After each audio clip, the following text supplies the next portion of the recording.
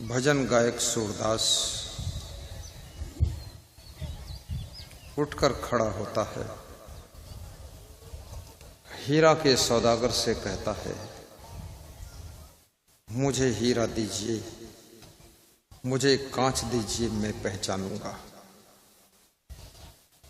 हीरा का सौदागर हंसने लगा कि जिसके आंख भी नहीं है वो कैसे पहचानेगा। परंतु आंख से हर चीज पहचानी नहीं जाती है। सबसे बड़ी मनुष्य की बुद्धि होती है, प्रज्ञा चक्षु। इसलिए श्री कृष्ण कहते हैं, प्रजहात यदा कामान सर्वान् पार्थ मनोगतान् आत्मनेव आत्मना तुष्टा स्थित प्रज्ञा तदा उच्यते। दुखेश अनुद्विग्न मनः सुखेश विगत अस्पृहा वीतराग भय क्रोधा स्थित धीमन उच्यते। यह सर्वत्र अनभिय स्नेह तत् तत् प्राप्य शुभा शुभम न अभिनंदति न द्वेष्टि तस्य प्रज्ञा प्रतिष्ठिता। यदा संहरते चैम कुर्मो अंगानि सर्वसा इंद्रियाणि इंद्रियार्थेभ्यः तस्य प्रज्ञा प्रतिष्ठिता। तानि सर्वाणि संयम्य युक्त आसीत मत्परा वसे ही यस्य इंद्रियाणि तस्य प्रज्ञा प्रतिष्ठिता। विषया विनिवर्तन्ते निराहारस्य देहिना रसवर्जम रसोपि यस्य परम दृष्ट्वा निवर्तते। ध्यायतो विषयान् पुंसा संगतेषु पजायते संगात संजायते कामः कामात् क्रोधो विजायते क्रोधाद् भवति सम्मोहा सम्मोहात् स्मृति विभ्रमा स्मृति भ्रंशाद बुद्धिनाशो बुद्धिनाशाद प्रणश्यति। यद्रच्छा लाभ संतुष्टो द्वंद्वातीतो विमत्सरः समा सिद्धाओ सिद्धोपि च कृत्वापि न निबध्यते। यदा ही न इंद्रियार्थेषु न कर्मसु अनुसज्जते सर्वशंकल्प सन्यासी योगारूढ़ तदा उच्यते। अनाश्रिता कर्म फलम कार्यम कर्म करोति यः सह सन्यासी च योगी च न निर्गुणी न च अक्रियः। भगवान कहते हैं, प्रज्ञा ही बहुत बड़ी चीज है। अष्टो गुण पुरुषम दीपयन्ति प्रज्ञा च कौल्यम च दमः श्रुतम च पराक्रमश्च च बहुभाषिता च दानम यथाशक्ति कृतज्ञता च। जो प्रज्ञावान होते हैं, जिनके पास में विशेष बुद्धि होती है, वे लोग ही अपने मन को वश में करने की साधना में सफल हो जाते हैं।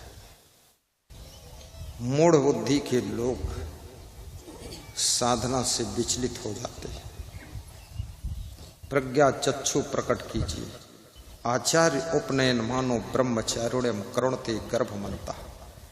जैसे एक माँ नवजात शिशु को जन्म देने के लिए 9 महीने अपने गर्भ में रखती है, 9 महीने के पश्चात उसे जन्म देती है, नया बालक अवतरित होता है।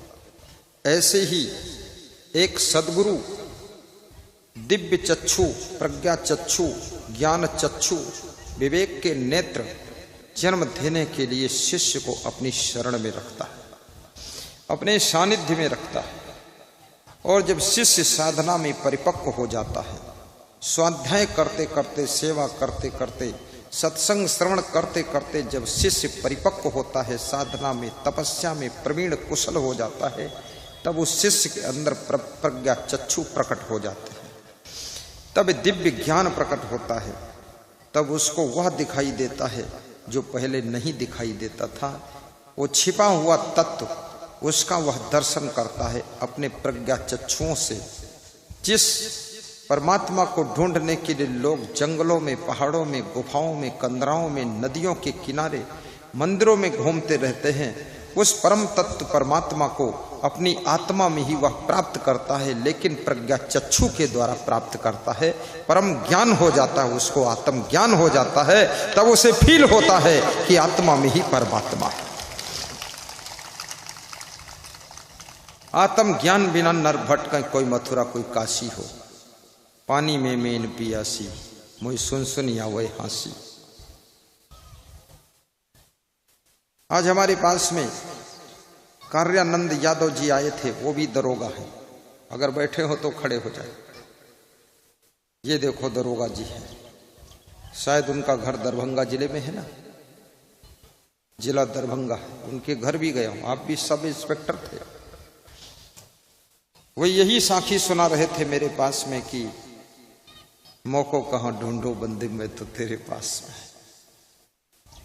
पुलिस जवान है, लेकिन उनकी कोमलता, सरलता, विनम्रता और उनकी भक्ति को मैं धन्यवाद देता हूं।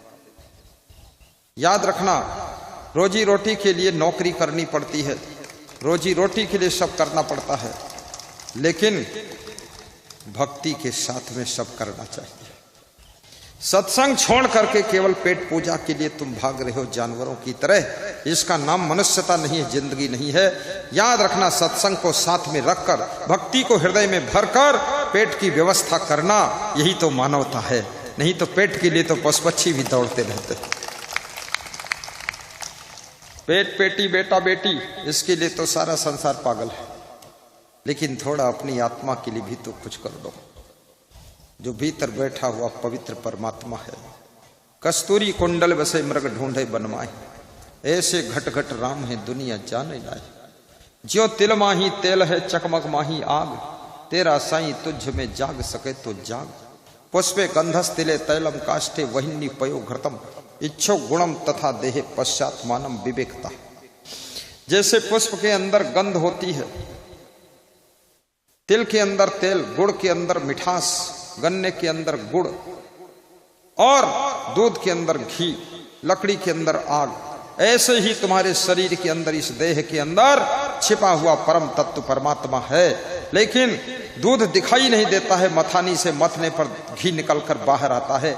दूध में घी है पर छुपा है, दिखता नहीं है, मथना पड़ता तब निकलता है। ऐसे ही साधना और स्वाध्याय की मथानी से स्वयं की जिंदगी को भी मथना पड़ता है, तब आत्म तत्व का घी निकलकर बाहर आता है। बोले सतगुरु भगवान की जय। अपनी आत्मा की अनुभूति कीजिए, इसी को पारक सिद्धांत कहते हैं। परख परख करके काम करिए, ढोंग ढकोसा, आडंबर, अंधविश्वास, पाखंड से दूर रहिए। कितना आडंबरी लोग संसार में पैदा हो रहा, बड़ा बड़ा महात्मा बनता है और इतना आडंबर फैलाता है, फालतू ढोंग फैलाता है, बकवास करता है, अपने बारे में कुछ जानता नहीं है, पूरी दुनिया के बारे में बताता है सब बता दूंगा। और खुद की न बहन के बारे में जानता है, न पत्नी के बारे में जानता है। पत्नी न जाने कहाँ चली गई और बहन उड़ के निकल गई और कुछ जानता नहीं, उस सबका बताता, तुम्हारा सब बता दूंगा। अरे तू मत बता, मेरा अपना बता ले, फालतू ढोंगी कहीं का। तो ऐसे आडंबरियों के चक्कर में भी मत पड़िए। ढोंग ढकोसला, आडंबर, पाखंड, अंधविश्वास से ऊपर उठिए। भूत प्रेत, चुड़ैल, मरही, मसान, नटवीर, खबीस, जिंद परिंद, ओझा, बैगन, नाउत, जंतर मंतर, तंत्र, टोना, टंबर, जादू, साढ़े साथी, शनिश्चर, मंगल, टेढ़ा, सीधा, सगुन, अपसगुन, ये सब मिथ्या होते। इनके चक्कर में फंसने की जरूरत नहीं है। भूत प्रेत होते ही नहीं, चुड़ैल होती ही नहीं है। तुम मानते कैसे हो? जो होता ही नहीं उसको कैसे हो सकता है?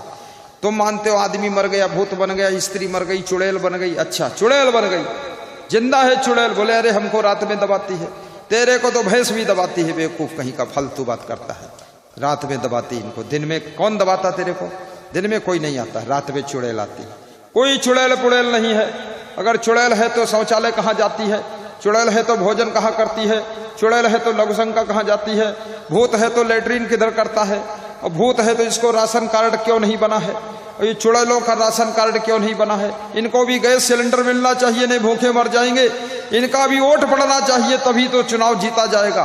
ये चुड़ैल भूत क्यों नहीं वोट डालते हैं? अरे फालतू झूठी बात करता है तू, मत कर ऐसी बात। ना कोई भूत है, ना चुड़ैल है, ना प्रेत है, सब मनुष्य के रूप में ही मानव है। और मानव बिगड़ जाता है तो दानव है, और मानव संभल जाता है तो वही देवता है। स्त्री संभल जाए तो नारायणी है, और ना संभले तो फिर खतरनाक है। इसलिए आडंबर से मुक्त हो जाइए, इस बवाल में मत पड़िएगा। और गुरु का प्रवचन डेली सुनो, अपने मन को संभालो, एती ओती मत कर। ये छत्तीसगढ़ी भाषा बोल। वो छत्तीसगढ़ी साधु है, ये साधु वो बिहार का है। मैं एती ओती बोला तो वो खुश हो गया, उसके देश की भाषा बोल दिया। एती ओती मोला तोला, ऐसे बोलते छत्तीसगढ़ में। आपके देश की भाषा भी बहुत अच्छी है। आपके देश के जो भजन है, ऐसे लोग गाते हैं कि सुनने वाले भी रो जाते हैं।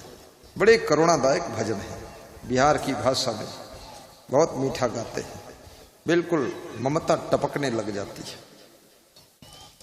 साहिब बंदगी बोलो। आहे बंदगी।